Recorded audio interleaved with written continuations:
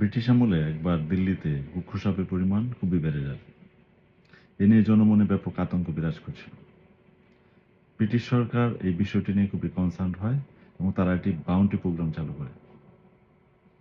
গুক্কু সাপ ধরে নিয়ে যেতে পারলে তাদেরকে একটি অর্থমূল্য পুরস্কার দেওয়া হবে। এভাবে কয়েকদিন বেশ ভালোই চলছিল,